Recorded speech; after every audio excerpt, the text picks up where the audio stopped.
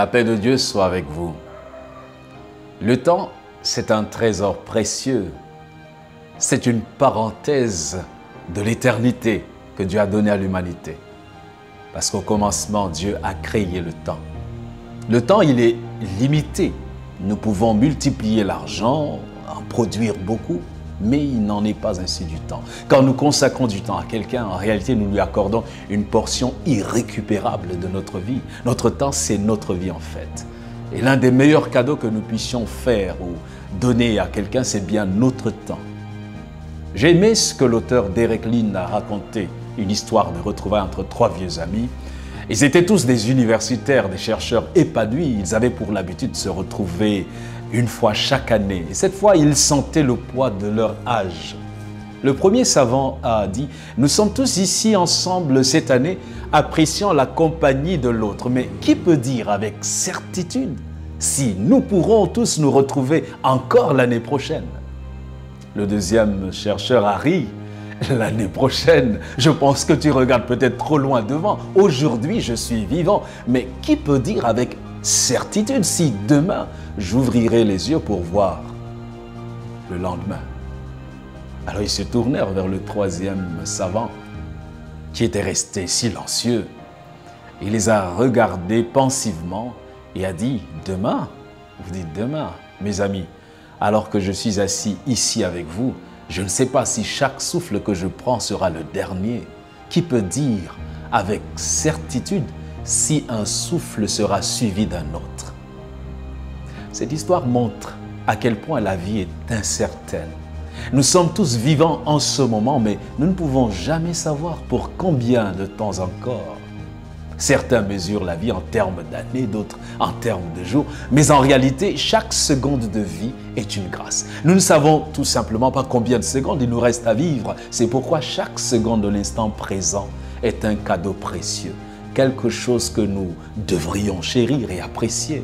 C'est pourquoi on l'appelle justement présent. En anglais, on le dit aussi present, c'est-à-dire cadeau. Parfois, nous voyons nos amis, nos bien-aimés, comme s'ils étaient des rochers, comme s'ils seront toujours là.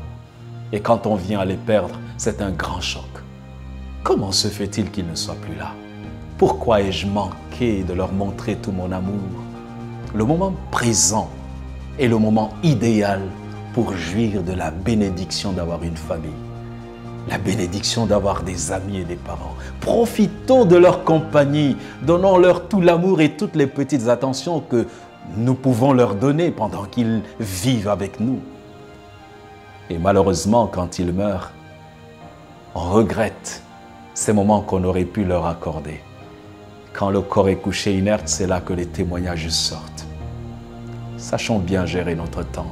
Identifions les voleurs du temps et livrons-les au tribunal de la discipline. Ces voleurs du temps se nomment le plus souvent la télévision, le téléphone, les visiteurs imprévus, l'incapacité à mettre une fin à une visite qui s'éternise, ne pas savoir dire non, le manque d'organisation, l'absence de motivation et d'objectifs.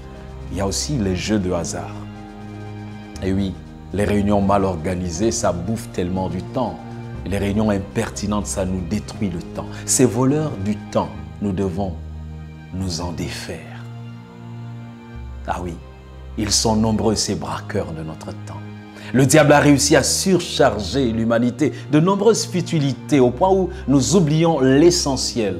Retenons ces conseils de l'apôtre Paul aux Éphésiens, au chapitre 5, versets 15 à 17. « Prenez donc garde de vous conduire avec circonspection, non comme des insensés, mais comme des sages. Rachetez le temps, car les jours sont mauvais. » Prions comme Moïse, l'homme de Dieu, dans les psaumes 90, verset 12, où il disait « Enseigne-nous à bien compter nos jours, afin que nous appliquions notre cœur à la sagesse.